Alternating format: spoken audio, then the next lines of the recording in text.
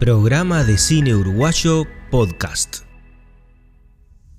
Presenta Agencia del Cine y el Audiovisual del Uruguay. Produce Gabinete Films. Episodio 38. Lucía Garibaldi. Hola Lucía, ¿cómo estás? Hola, ¿todo bien? Bien, bueno, gracias por sumarte a este espacio. Vamos a charlar un ratito de cómo trabajás, ¿te parece? Dale, Pablo, gracias por invitarme. Bueno, primero felicitarte por el estreno de tu peli, de Un futuro brillante, que ahora, bueno, estrenás en este primer semestre del año y bueno, debe ser muy lindo estar de vuelta con una peli viviendo esta nueva etapa que te da el cine, ¿no? De este largo proceso. Sí, intrigante, es más que nada eso, como estoy expectante a ver qué va a pasar, qué van a decir, qué van a entender, qué peli se van a hacer todos los uruguayos en su cabeza.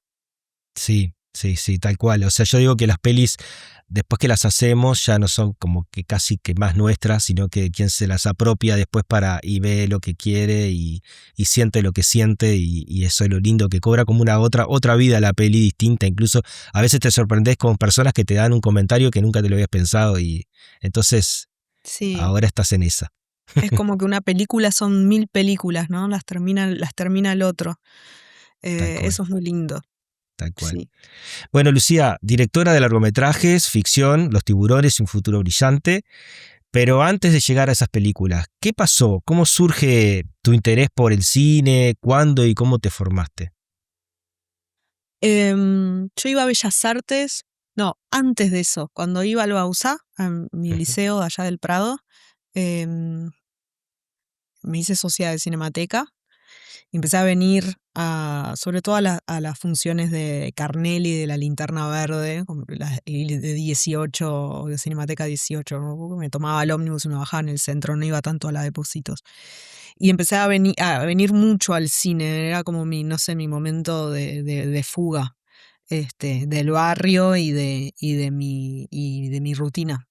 ujú. Este, mm, y así empecé a entender o a descubrir, ¿no? Directores con las retrospectivas que tenía la Cinemateca en ese entonces, a conocer otros tipos de películas o de cines y entender lo que son las carreras de los directores, en fin. Em, Después de Pero eso y me eso es anoté. raro, porque, o sea, todavía vos no estudiabas nada de cine, o sea, No, ¿te interesó nada más hay algo en tu familia o algo por el hecho de que decidiste, por ejemplo, ir justo a la Cinemateca? Porque uno podría pensar, voy a ir al cine comercial a ver películas porque me gusta ver películas. Pero ahí hay algo bastante particular, ¿no? Porque son películas de autor, cine de autor, sí, ¿no? sí, no sé por qué, no hay nada en o sea, sí, por la parte de mi tía y teatro, Ujú. mi tía y mi tío están metidos en el teatro, pero no sé cuál fue ese impulso, por qué empecé con el tema de la Cinemateca. ¿Habrán sido mis amigos? No lo sé. Era atractivo, ¿no? Y me quedaba, y era como un buen plan porque si no, que la gente que iba a los shoppings, yo me quedaba más lejos. Yo creo que había Claro. algo de parada del Prado a la civilización, que el centro quedaba bien, no sé, me parece Ah, que sí. sí. No, yo creo que también igual desde antes ya, desde el cable, cuando me pusieron cable y empecé a mirar ISAT, y de quedarme largas horas con mis hermanos en el sillón mirando películas de ISAT, quizás ahí, no sé, fue como el primer germen así del interés por el cine de independiente, cine de autor o de todo tipo, ¿no? De todo tipo de cine. Este, bueno, y así fue que me inscribí primero en Bellas Artes, em, y en la Universitaria de Música. También, claro, como que mis amigos eran todos músicos, artistas, este, y hice un año de Bellas Artes y de música, y ahí yo pasaba por la esquina de la EQ y entendía ahí que existía una escuela de cine, que estaba el cine ahí, entonces también iba al Cinemateca de ahí porque ya me Claro. quedaba cerca. Y, mm, Y yo estaba contenta con Bellas Artes, pero los viernes eran los días que estaba más contenta porque pasaban películas. Los viernes eran análisis de películas. Eh, Como que primero Bellas Artes es una bomba, es como que está pensado como un gran guión, son como unos gran 3 actos, y cada clase está guionada y es como hay una puesta en escena, ¿no? Entonces para mí creo que eso también fue impactante entender em, como las clases como shows. Yo estaba, o sea, estaba contenta ahí. Pero mi madre estaba preocupada porque yo todos los días que llegaba y decía que quería dedicarme a algo distinto, ¿no? La cerámica, al dibujo. La cerámica bastante, me hubiese gustado. Este, y ahí fue que ella me empezó como a impulsar, a como abrir los ojos a, para que encauce ahí mi camino con el audiovisual, que era donde ella entendía que había quizás más trabajo, ¿no? Ujú. Por el tema de la publicidad, qué sé yo, la tele, no sé, ella entendió eso. Y me pareció buenísimo, qué divertido, o sea, me pareció divertido. Fue como muy así como sin pensarla, ¿no? Muy instintivo también todo, impulsivo. Y así empecé, me anoté primero de la ECU, creo que había un examen para ingresar, no ingresaban todos. Bien, Di el examen, quedé y ahí empecé. está. Te enloqueció, te gustó mucho más y tal. ¿Egresaste en qué año? En el 2006. 2006. Perfecto. Un año después que yo. ¿2007? No, 2006. pará, empecé en el 2000. Ahí va, soy de la generación 2006, empezamos en el Ah, 2006 y terminamos en el 2009, 2010, una cosa así. te iba a decir, Sí. yo egresé en el 2005. Ah, ¿de la ECU Entonces, también? 2009, 2010 terminaste por ahí. Sí, Está, 2009, 2010, bien. ahí. Colchones fue tu tesis de egreso de carrera de la realización cinematográfica de la ECU y Sí, después filmaste otro corto que se llama Mojarra, sí, ¿no? ¿Qué te sí. dieron esas experiencias en cortometraje para prepararte para los largometrajes? En ese momento a mí no me gustaban tanto los cortometrajes, los hacía porque era la carta de presentación, lo que uno tenía que hacer. Ahora me Ujú. gustan mucho más, soy mucho más amiga de los cortometrajes, pero también por la poca cantidad de tiempo que tengo para ver cosas, me hice muy amiga del formato y de pensar, de leer cuentos también y de pensar historias cortas. Este, mm, pero Pero en ese entonces era como un poco lo que había que hacer. Me acuerdo que Colchones quedó relativa, se contó, ¿viste? Fue como la primera vez que como que ay, se contó la historia, se llegó a algo. Con ese corto también viajé. Ujú. eh, y, y después ahí fue que quise probar hacer otro como en un ámbito un poco más, eso con un fondo, con el fondo de la CAU de cortometraje. Y ahí sí hice Mojarra, que fue un poco más frustrante, era como mucho más sensorial, la historia no importaba tanto, pero a la vez como que no se terminó de armar bien, quise intentar cosas que no me salieron, abarqué mucho. Nada, estaba aprendiendo. Claro. Este, y Pero ahí dije, ah, de no, eso voy a se hacer un trata, ¿no? O largo. sea, que de ¿Cómo? repente de probar cosas que decís, bueno, en esto fallé, en esto sí estoy más convencida, ¿no? Porque después enfrentarse al largo ya es otra cuestión, ¿no? Pero es un muy buen Sí, sí, ejercicio. sí. Pero claro, lo que yo quería era hacer un largo. O sea, siempre quise hacer como, me gustaron las películas. Ujú. Entonces sabía que esto era un trámite que yo tenía que hacer para una meta más certera. Bien. ¿Cómo aparece una idea en Lucía Garibaldi? ¿Qué llega primero? ¿Es una imagen visual, un rasgo del carácter de un personaje, una sensación de un clímax que de repente te interesa y a partir de ahí, ¿cómo surge esa idea de, por ejemplo, los tiburones o un futuro brillante? Surgieron de maneras distintas. Con los tiburones recuerdo que quería hacer un poco la historia de una niña que pueda, como de una joven mala. como había como algo como de la psicología Ujú, que me interesaba, como plasmar así como las películas de personaje, no sé, estaba como con eso en la cabeza. Eh, con Un futuro brillante fue más como hacer la historia de la última joven de un lugar y explorar un poco cómo armar todo ese mundo para sostener esta idea. No me estaba dando cuenta tampoco que me estaba metiendo tan de lleno a la ciencia ficción o a la distopía o a la ucronía o como se le llame, como se le quieran llamar. Em, no me estaba dando cuenta o sea, me interesaba, siempre me interesan los géneros y me interesan torcerlos un poco, ¿no? Como el coming of age, un poco torcido. Este es como un coming of age, ciencia ficción también, como con otro aire de lo que estamos acostumbrados igual a ver en esas películas, si es que las que vemos como son por lo general gringas. Este, y un poco me fui metiendo como sin ser consciente, la verdad. ujú. Así fue. Cuando fui consciente, llamé a un co-guionista. Esto con Futuro Brillante. Cuando dije, sí, ahí necesitaba ayuda y ahí llamé a un co-guionista, a Federico Bien. Alvarado. Bien, tenés dos películas y dos películas donde sus protagonistas son, estaba pensando ahora que decías, que son femeninas y jovencitas. Sí, sí. No sé, no, o sea, supongo que en un momento ya no, creo que no me pasa tanto, pero necesité hablar de lo que conocía, de los Bien. conflictos que había transitado, sentirme como para hablar y para entender qué siente el personaje.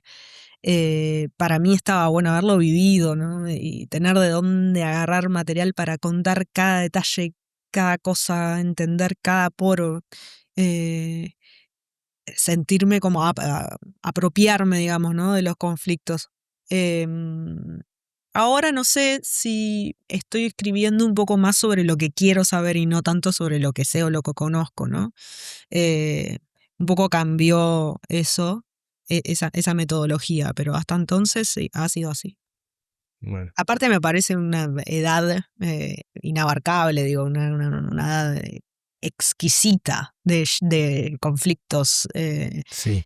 Eh, sí. Sí, bueno, y sé que fuiste mamá hace un tiempo, y eso también, o sea, son cosas como uno genera una maduración que te hace ver otras cosas y dejar otras cosas atrás, y otros problemas, otros conflictos distintos de la vida, que de repente eso es lo que te impulsa a mirar hacia otro lugar y cuestionarte otras cosas que seguramente van a venir en futuros proyectos tuyos, ¿no?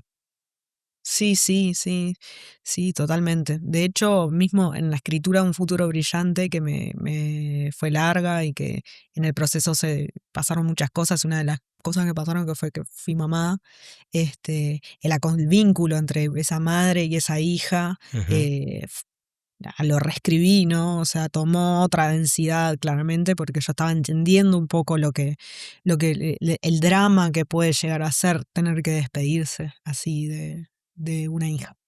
Sí, decímelo, yo tengo una hija adolescente ahora y estoy viviendo una etapa distinta de lo que de ser padre y también entonces me hace pensar también mucho en tu película y en las cosas que se vienen y en esas separaciones y la posibilidad de que ellos tengan su propio camino y sus propias decisiones, entonces sí. Lucía, bueno, sos guionista, sos directora y también te has dedicado también un poco al montaje, ¿no? Sí. Este, ¿Qué tanto editas en el papel? O sea, ¿escribís pensando ya en cortes de montaje o dejas que el guión sea lo más literario posible al momento de enfrentarte a la hoja, o sea, o a la compu y empezar a escribir esa historia que se te está ocurriendo? No, ahí cuando escribo y no estoy pensando tanto ni en el montaje, y creo que tampoco estoy pensando mucho en la dirección, estoy pensando en el tono. Yo pienso Bien. mucho en el tono, que es una conjunción de cosas, ¿no? Y medio inexplicable, pero no lo actúo, me meto en ese universo, intento entender qué les pasa, qué sienten. El momento de pensar en el montaje es más. es en el set donde me doy cuenta de que quizás el oficio que tengo me condiciona a cubrirme, estoy permanentemente cubriéndome. Quiero hacer planos, soy la que más quiere cubrirse con algún plano cerrado de tal y tal cosa, ¿no? Ahí Ajá. sí lo estoy editando en la cabeza. Y que a veces está bueno y a veces creo que no, porque tampoco arriesgás a, a ciertos planos largos o a contar las cosas de jugarse a una manera que no va a poder ser salvada con ningún planito corto. Sí.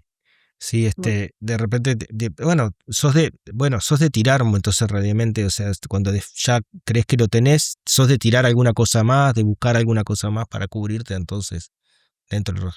Nunca me da el tiempo en eso, Pablo, la verdad que es, o sea, Sí, he porque hecho, lleva un tiempo, o sea, es que, sí, sí, sí, el este, otro día estaba viendo a David Lynch diciendo, quejándose porque lo estaban haciendo filmar muy rápido. Y él decía, ¿cómo que tengo solo 2 días? Si estamos filmando en un set, ¿cómo tengo 2 días para...? Es horrible lo que me estás diciendo, es horrible. ¿Cuándo tengo tiempo entonces de...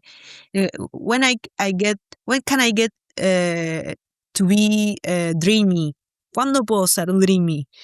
mm, Y, y es verdad, es eso, como cuándo puedes conectar. Me dice, yo me hubiese quedado en esa estación de bomberos, me hubiese quedado una semana filmando cosas, entendiendo qué es lo que quiero hacer y soñando cosas. Y sin ujú. embargo es pam, pam, pam, pam, pam. Es una profanación. Este, mm, y yo decía, sí, no, nos pasa a todos, ¿no? Nos pasa a David Lynch. O sea, si David Lynch no puede soñar, mirá si vamos a poder soñar nosotros. Este, mm, No, no, nunca tengo tiempo para filmar lo que quiero ni intentar las cosas que quiero intentar.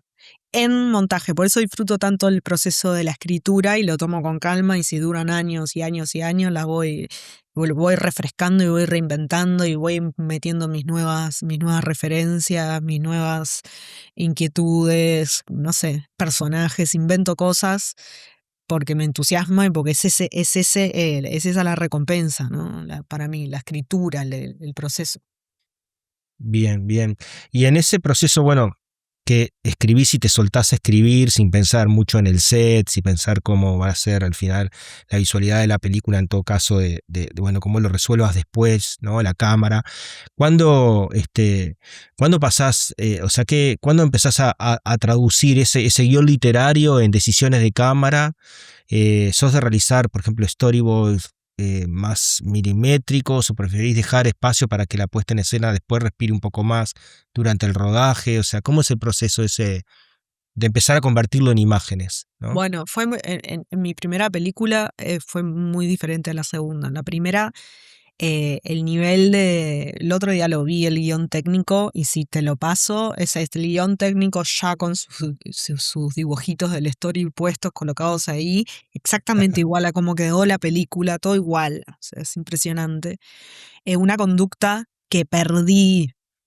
Es una pena, pero la perdí, la perdí. Ahora no dibujo mucho. Dibujo si en el momento lo necesito para explicar o algo, o tengo algún manejo de dibujo, por suerte. Pero la verdad es que lo que más me simplifica y entiendo que sirve para el equipo, es el dibujo de planta.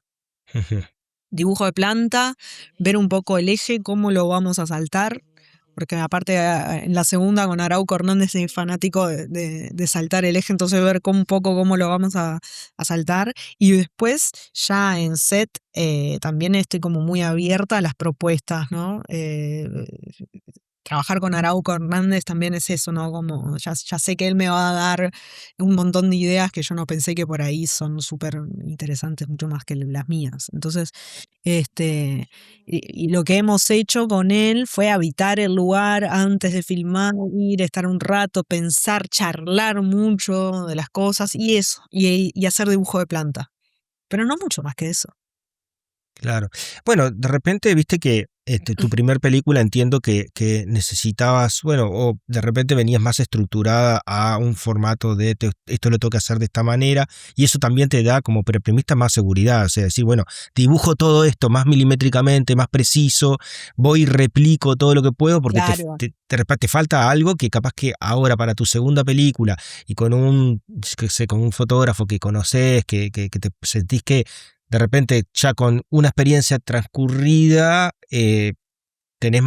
tuviste más libertad de repente en esta otra Claro, película. en Los Tiburones era la primera película de muchos. Germán Rochela y yo era nuestra primera película. Entonces fuimos Claro. re seguros al rodaje. Yo no quería, con lo que me había costado, con lo que cuesta hacerlo, ¿no? O sea, no quería perder ningún minuto en volver a pensar cosas o decidir cosas sobre ejes y puesta de cámara, ¿no? Ujú.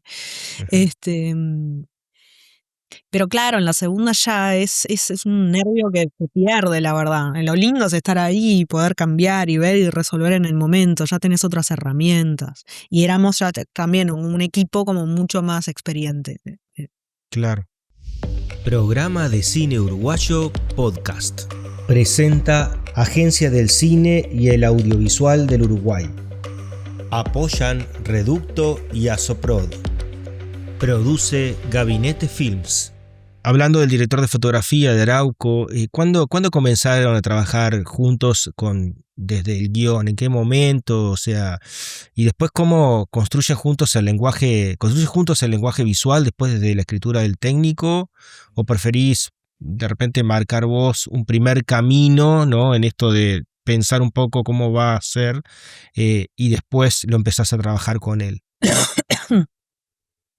Con Arauco, bueno, Arauco se sumó al guión, en la etapa de guión se sumó al proyecto como tutor de guión. Ah, Que eso claro. creo que fue clave, sí, hicieron una tutoría duple con Inés Bortagaray. Yo para Un Futuro Brillante tuve muchas tutorías de guiones. Tuve a Michelle Gastambide, lo tuve a Rodrigo Moreno, lo tuve a Arauco Hernández y a Inés Bortagaray. Y estuve allá en Fundación Carolina con ese proyecto. Es un proyecto que se mutó muchísimo. Se llamaba La Última Reina, mutó muchísimo. Era otra película prácticamente, ¿no? Ah, La Eh, Última Reina, mirá, sí. claro, sí, Está. era como otra película. Era esa película. Claro. Está. Y sí, esa misma. Y con Arauco, qué sé yo, la primera conversación que tuve, recuerdo que yo pensé que íbamos a hablar de lentes y de luces y cosas, referencias, y Arauco me preguntó cómo iba a ser la banda sonora. Entonces dije, bueno, como pará, estamos entendiendo entonces a la fotografía como una gran partitura. Entonces, ok, esta película va a ser como una coreografía constante, como una partitura con sus pausas, un momento, no sé qué, pero este, con una actriz que encima es bailarina, ¿no? Y que usa su cuerpo de manera muy plástica para expresar ciertas cosas del personaje. Fue ahí cuando yo empecé a entender que la película iba a ser así y me emocionó muchísimo, ¿no? O sea, de eso creo que se desprende todo. Si vos ves la puesta en escena de Un Futuro Brillante, es muy de la danza, es muy coreográfica, toda. Sí.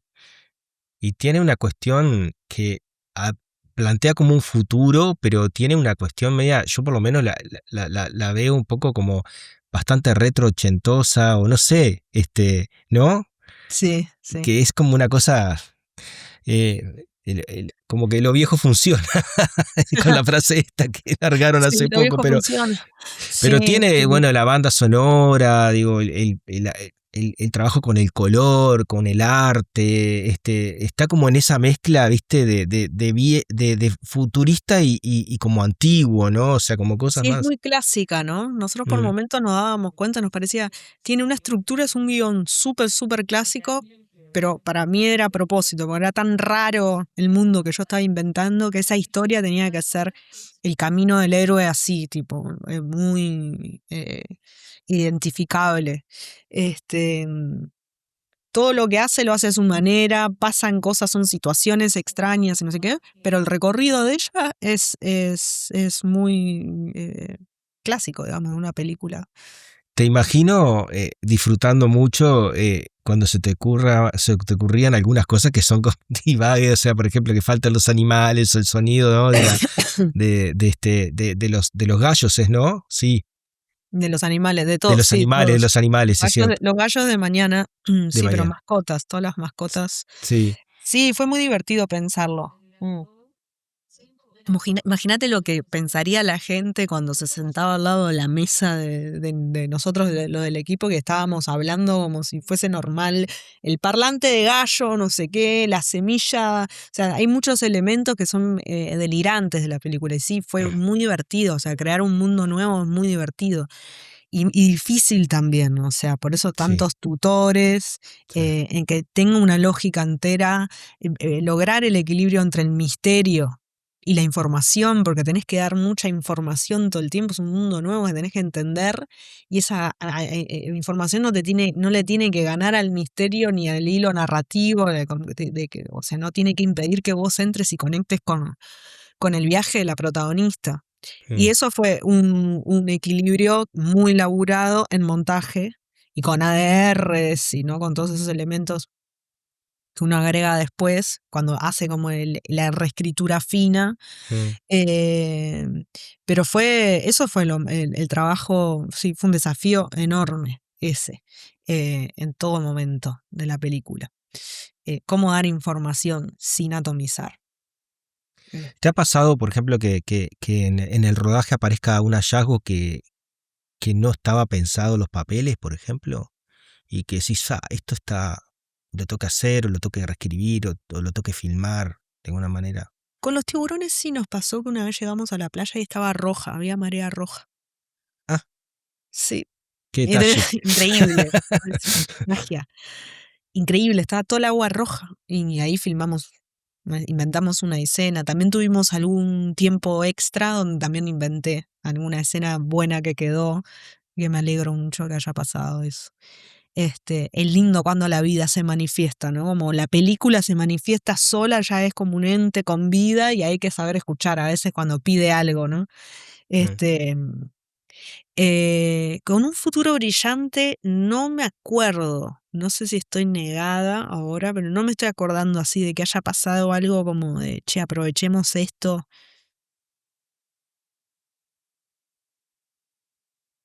No me acuerdo, todo estaba muy controlado. Ujú. Estábamos poco en exteriores, no teníamos tanto contacto con el mundo, el mundo. Claro, claro. En ese complejo habitacional era como sorprendentemente silencioso y desierto y Ujú. comprensivo también con el rodaje. Entonces tampoco tuvimos que lidiar mucho con gente que pasara, bueno, dejarle mejor que pase y lo integramos a la escena. No. Son películas bastante distintas la propuesta, sobre todo de arte o de postproducción, ¿no? Los tiburones es una, podemos decir, una película más realista, no sé, ¿no? De locaciones y personajes que cotidianos de un balneario y sin embargo, bueno, después de Futuro Brillante ya te volaste mucho más y tuviste que trabajar, supongo, muchas cosas previas, ¿no? O sea, como cómo van a lucir ciertas cosas con la directora de arte. ¿Quién hizo dirección de arte ahí? Cecilia Guerriero. Bien, bien. Bueno, Cecilia tuvieron que Guerriero. trabajar mucho en eso, ¿no? En tratar de bajar Muchísimo. tu cabeza. Horas conversando, meses antes. Ella empezó antes que todos. eh, y hablamos eso, conversar, entender qué locación, ¿no? Buscar la locación, eso también es como que la locación desprende todo, entender este, cómo era ese lugar donde le iban a hacer test a los jóvenes para ir al norte, ¿viste? Al final terminamos filmando en Sondor, un delirio, nunca me hubiese imaginado que íbamos a terminar filmando en Sondor, un estudio, ¿no? de sonido mítico uruguayo. Ujú. Este, eh, Elaboramos una paleta de colores también que representaba el norte con colores vívidos, cálidos, amables, como para representar ese antagonista, digamos. Y la tierra de ella, que es donde ella se quiere quedar o que no se quiere ir, o donde se supone que es inhóspita porque no hay mascotas y hay fumigaciones y hay plagas y no sé qué, la hicimos más en los fríos, en los verdes. Em, Todo eso fueron propuestas de ellas y, y fuimos ahí haciendo check, check y fuimos todos acoplándonos un poco a eso. Cecilia Guerriero y Dominique Suberviel, que te hizo el diseño de vestuario también, y Ujú. Arauco Hernández también, en todo lo que es color, paleta y todo eso también tuvo Sí, mucha sí, sí. incidencia.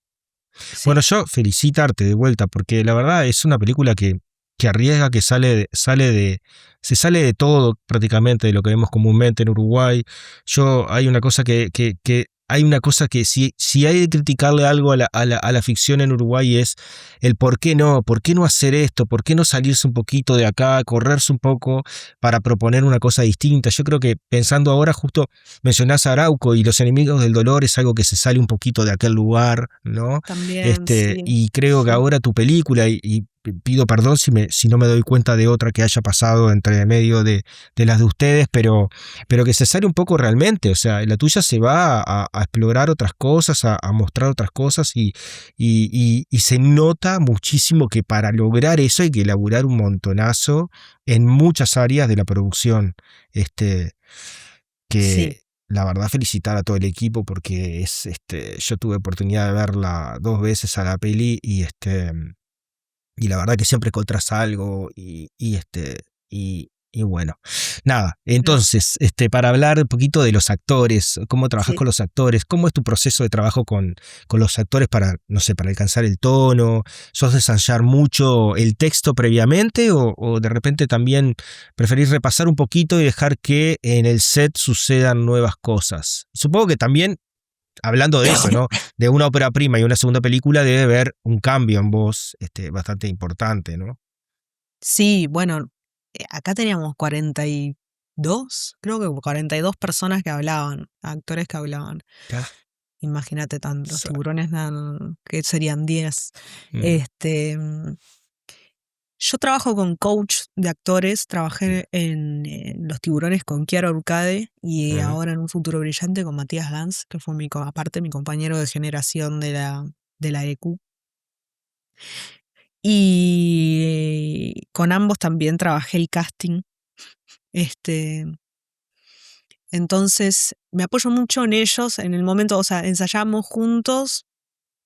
eh, voy a hablar de Un Futuro Brillante, que es la que está ahora. bien, Este, ensayamos un montón juntos.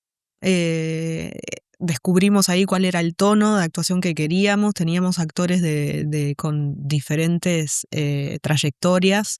Alfonso Tort, que con una trayectoria larga en cine. Soledad Pelayo, con una trayectoria increíble en teatro y ahora bastante en cine también. Bueno, Martina Paselli, bailarina. eh, Sofía Gala, cine. mm, eh, Teatro también. Maruja Bustamante, teatro más que nada. Y tuvimos que llegar un poco a un código general, ¿no? Como que a tratar de empatar un poco todo eso, pero cada vez no eran actuaciones, Roberto Suárez también, ¿no? No eran actuaciones muy costumbristas, muy realistas tampoco, tienen algo corrido como lo tiene toda la película. sí, sí, Eh, entonces para eso tuvimos que ensayar, tuvimos que ensayar y entender qué era lo que queríamos, porque me acuerdo que había momentos de confusión, de ensayos que era como, ¿para dónde va esto? Probamos todos estos, nadie entendía nada. Y bueno, de pronto lo fuimos encontrando y ya en set, viendo ya cómo es todo el mundo que te envuelve, te condiciona también, y es más fácil creo, para los actores. Ahí en el set, no, en los ensayos yo modifico los diálogos, los dejo ya los bloqueados ahí, o sea, ahí hay una libertad para probar cosas, ahí los modifico y después ya me voy con el guión de rodaje. El guión de rodaje es el guión de rodaje, no se improvisa tanto. Ahí Mati Gans pasaba letra con ellos mientras lo maquillaba, no sé qué, y ya venían al set con todo así afinados, y ahí los dirigía yo.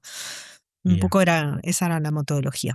¿Y el tiempo de trabajo con ellos previo al rodaje, qué te llevó? ¿Cuánto tiempo? No sé, ¿en cuánto tiempo lo hiciste? ¿Si un mes antes o empezaste 2 meses antes? No, como 3 3. meses. O sea, nosotros filmamos en septiembre y en junio ya estábamos con Martina, trabajando con Martina. Junio, julio, agosto, sí.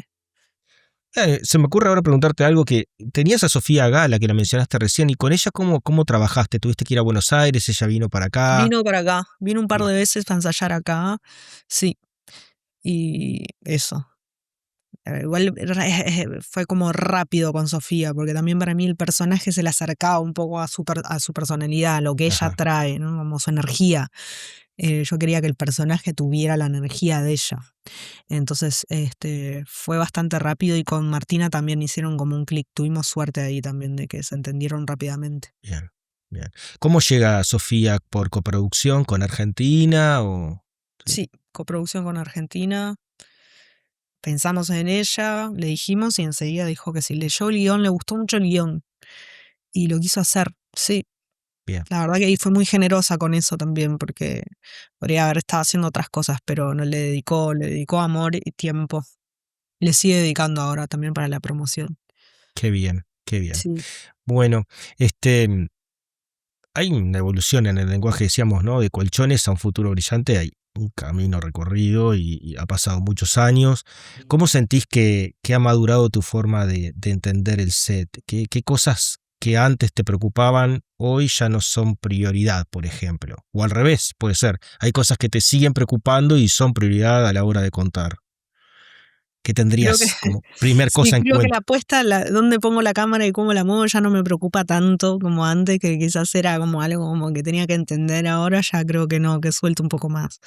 La dirección de actores es algo que me sigue preocupando. Ajá. Eh, Digo, en donde sigo sintiendo que tengo que ahí investigar, que es donde se juega gran parte de la película, ¿no? Sí. Em, Sí, y recién, también recién mencionabas que trabajaste con coach y justo hemos tenido otros podcasts y hablando, por ejemplo, con Vero Perrota, decía que una de las cosas que más se necesitan y a veces no se tiene en cuenta es un coach de actores, que es fundamental. totalmente, porque el actor trabaja con sus emociones, o sea, está ahí jugado, tiene que haber no solamente para ensayar, para que esté contenido, ¿viste? Es Sí, como, es el elemento vivo de la película, o sea, tiene que, sí, eh, para mí es vital y es como creo se hace profesionalmente. No sé, yo qué sé, cada uno tiene su método, digo pavadas, pero no sé. Pero ahora también, aparte de Colchones y eso, hice un montón de videoclips mm, donde tuve la suerte de trabajar. Entendí un poco un trabajo más como de formato más de documental, ¿no? De equipo chico, de ir viendo qué va pasando. Filmé a mi hija actuando en un videoclip del padre, más como medio la nouvelle vague, digamos, como muy improvisado y encontrando la historia en el momento. Eso me entusiasmó, eso es lo que es como una forma de filmar la que quisiera transitar un poco más, investigar un poco más, a ver qué pasa ahí, eh, que creo que puede llegar a ser más orgánica eh, que estas maquinarias sí, gigantes que nos inventamos para, sí, para hacer estas historias. Sí. sí, sí, sí. Hay una cuestión más de la inmediatez, de resolver las cosas. Bueno, yo lo vivo con los documentales, ¿no? O sea, eh, pienso en colegas cuando hablamos de todo lo que mueven para hacer una ficción y a mí me da pánico, o sea, porque estoy acostumbrado a otra cosa, ¿no? Pero sí, eso de hacer videoclips y bueno, de tener también algo que decía Epstein, que tener un músculo, ¿no? Tener la posibilidad de, bueno, ir trabajando y filmando, porque a veces lo que pasa es que son procesos tan largos que uno no filma de repente y tiene que Claro, estar, ¿no? Es- claro, claro. Por eso en el medio sí, yo filmé un montón de videoclips. De hecho, hicimos una historia de 3 videoclips largos, o sea, no sé cuánto duran en total eso, digo, pero es donde ahí uno ejercita y afina la mirada y entiende un poco qué es lo que quiere también, porque las posibilidades del cine son gigantes.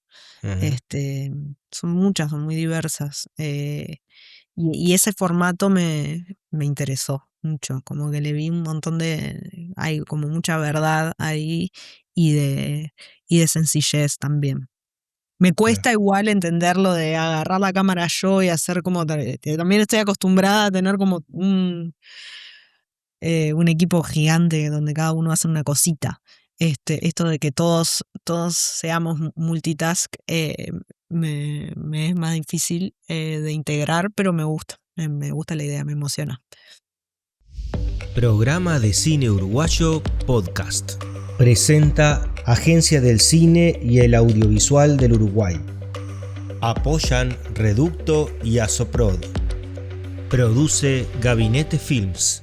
Hablamos hace un ratito que, bueno, que has trabajado como montajista, que ¿estás trabajando como montajista ahora de algo o no? Siempre trabajo editando publicidad, Bien, bien. Bueno, y institucionales, en ese cosas así. caso, ¿no? Uno sabe y pasas muchos procesos de la escritura, rodaje, uno sabe que la película se termina de escribir y la edición. En tus largometrajes, ¿cómo manejas el desapego con imágenes, con las imágenes que tenés?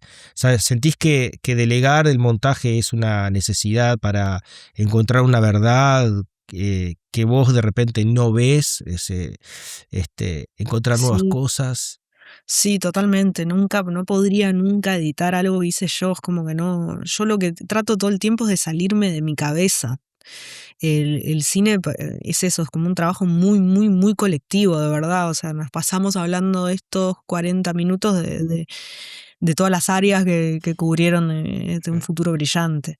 Ujú, Este, y ya trabajé las 2 películas con Seb Jaeger, argentino, ujú, y, y con él yo le doy la peli y él hace el corte solo. Su primer corte hace una tirada solo sin que yo lo moleste, porque me parece, o sea, me respeto mucho esa intimidad. Y me ujú, parece que ahí pueden surgir cosas. Y respeto mucho y cuido mucho todas esas ideas que no salen de mi cabeza, que me parece que suman mucho también. Por eso también me gusta trabajar, escribir con alguien más. eh, Porque también en el golpe de mi idea con el otro, surge una idea nueva, que para mí ese es el material vivo más potente en las películas. ujú. Em, Así que bueno, así es un poco mi, Bien. mi ¿Y hubo proceso. algo que cambió? O sea, o sea, ¿qué tanto cambió un futuro brillante, por ejemplo, la ley de edición? Porque vos dijiste, por ejemplo, que los tiburones había respetado bastante bien lo que habías escrito, lo que te habías imaginado. Y en futuro brillante hubo, en esa Bueno, libertad que encontraste de repente, hubo más cambios o. fue tan lúdico, o sea, el montajista no podía creer lo que estábamos haciendo. Le llegaban los materiales y me mandaba carcajadas, porque empezó a montar mientras estábamos filmando. Me mandaba carcajadas, pues no podía creer. Me decía, están totalmente locos, ¿qué están haciendo? Y empezó a entender ahí, bueno, empezó a entrar en la misma locura en la que estábamos todos. Ujú, Em, yo qué sé, era una película que iba a tener 9 canciones, 9 composiciones y terminó teniendo 26, creo. O sea, 23 o algo así hizo Fabricio Rossi, el mismo músico también de Los Tiburones. Mi amigo de toda la vida, desde el Liceo Bauzá, desde aquellos tiempos donde empezamos a conversar hoy. mira. Este, Así que está, bueno, imagínate, ahí tenés un ejemplo, se llenó de música, aparecieron los fundidos encadenados, apareció esta cosa tan clásica de peli, también como también ya empezar, ya verla, la peli a través de esos lentes que son unos lentes de Blade Runner de los 70, ya empezás a ver esos zooms como medio como Mm. también todo medio retro, empezás a entender un poco la forma y también el montaje tiene algo de esa forma, ¿no? Con esos fundidos encadenados, el uso de la música, este, mm, los tiempos que respeta, cómo la deja respirar la película. Y después hubo mucha reescritura de eso con diálogos adicionales. Eso es como, eso lo hice mucho en Los Tiburones y en esta mucho más. O sea, si yo te muestro la escena montada sin los diálogos adicionales y te muestro con los diálogos adicionales, cambia un montón. Ajá. Este, hay informaciones, cosas de las hormigas, cosas que tenés que saber, ¿viste? Porque a veces reiterás la información 2 veces, pero igual el espectador no la Claro, saca. sí, Entonces hubo mucha prueba y ensayo de ver qué entendían los espectadores, qué entendían y qué no entendían. Era mucha cosa que no se entendía de la película, que tuvimos que empezar que reforzar mucho en la isla y en la postproducción de audio. bien. ¿Y hubo algo, alguna escena que de repente de la que amabas en el guión, pero que el montaje te mostró que no tenía que estar en la Sí, película? sí, ahora ¿Hay? la sacamos en redes, una escena eliminada. Una Sí, escena. hay una escena que nos encantaba, era obvio, era de las que más me gustaban, era obvio que iba a estar. Qué Pero dolor. bueno, el montaje manda, la historia grande manda. Sí. No había lugar para esa escena, ¿Y no era el momento de por qué reírse. salió, por ejemplo? ¿Qué pasaba? Era una escena como media cómica donde la gente del norte iba a despertarla a ella a su cuarto, algo que nunca había pasado, no se habían juntado los del norte con el mundo de ella, se meten Ujú. todos en el cuarto. Y tenía un tono medio eso, como cómica, y estaba cayendo en un momento donde nosotros teníamos que subrayar la gravedad del problema, no daba a reírse ahí. Claro. No tenía eh, después es eso, como nosotros lo llenamos de tantas capas en ese guión, leer es tan distinto que ver una película, ¿no? Pero tiene tantas capas, tantos detalles y después en realidad el esqueleto y el corazón es uno, es simple y tiene que quedar claro y esas capas muchas veces distraen mucho. Este, entonces, de vuelta, en Los Tiburones me pasó y ahora también, que yo qué sé, se va un 15% o un 20% se va de lo que filmamos, se va, no queda. Bien, bien, bien. Este, hablaste de la música, ¿no? Y de tu amigo. Has realizado varios videoclips, como dijiste también. ¿Qué importancia tiene la música en tus películas? ¿Escuchás, por ejemplo, alguna música específica mientras estás escribiendo que te logra, o sea, para marcar el ritmo de las escenas o que influye en la emoción? Sí, ¿Qué crees? sí, buena pregunta. ¿Sabes qué? Ahora estrenamos en Art House allá en Buenos Aires y me pidieron una playlist. Y yo dije, sí, yo tengo una playlist, porque no tenía tiempo para hacerla, pero ya tengo una playlist de Un Futuro Brillante. Claro, es la playlist con la que yo escribía. Siempre me hago una playlist para escribir, para estar ahí en el tono, en la Ujú. atmósfera, si escribo pensando, está todo una eh, no sé, métodos divertidos. Y si la escuchás, tiene mucho que ver con la música que tiene Un Futuro Brillante. O sea, yo la tenía súper referenciada porque me agarré mucho a esa música. Es un poco mágico, ¿no? Porque cómo la música puede teñir una película de un tono cuando la estás escribiendo, ¿qué pasa ahí? No lo entiendo bien, no lo puedo visualizar, pero algo pasa. Sí, Pasa así. sí, es raro. Sí, sí, Sí, pasa, sí, sí, sí. Este, ayuda un montón, sobre todo a sensibilizarse uno, ¿no? Y meterse, imaginarse cosas y, ¿no? ¿a vos te Te pasa también? transporta. ¿Eh? ¿A vos te pasa también? A mí me pasa también, sí, sí, mucho. Y no hago ficción, o sea, hago documental, pero eso me ayuda muchísimo con el tono, con tratar de visualizar o ¿no? De meterme en la película de alguna manera, decir, pienso en esta canción, por más que después no la use, ¿no? O sea, que no esté, sobre todo los documentales, bueno, pero tiene mucha. Ahora últimamente, una que estoy trabajando ahora quizás tenga un par de canciones, pero sí, pero ayuda mucho. ¿Y cómo es el trabajo tuyo con el compositor, por ejemplo? ¿Le pasás esa playlist? ¿Leen el guión? ¿Hablan? ¿Cómo es el proceso? Y bueno, es un amigo entrañable, es como un hermano, la verdad. Entonces siempre entre que nos juntamos para otras cosas y el tema de la película surge y es como muy natural trabajar con él. De hecho, yo entré a la Escuela Universitaria de Música, me entrené con él, o sea, aprendí lectoescritura con él, o sea, tenemos un vínculo muy asociado a eso. Y ahora retomamos esa cosa como clásica de la música, de la partitura, de los violines y el clarinete y el viento acá este, la ópera también. Yo estaba con el tema de la ópera que quería. Este, el vals, el 1, 2, 3, el tiempo del vals.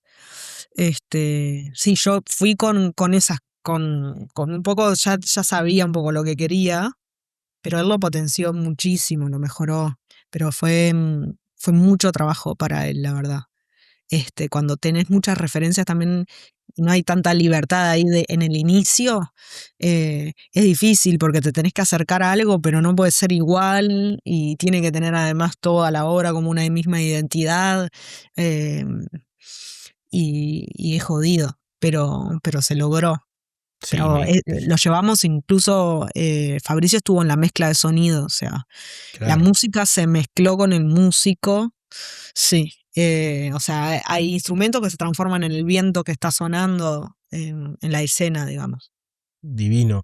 Sí, y dijiste que 23 canciones tiene, Sí, 23 sí, es una locura. composiciones. O sea, Sí, wow, es un laburazo, o sí, sea, es mucho. mucho.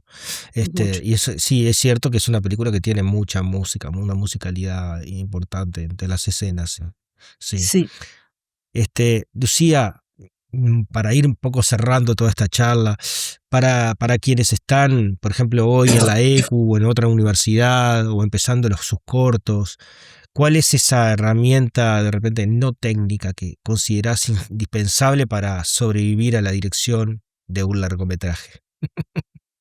Los amigos. Los amigos, Esa es la herramienta no técnica. Los es amigos. cierto. Los amigos que conocen en la carrera, los que te haces en el camino, los que te acompañan.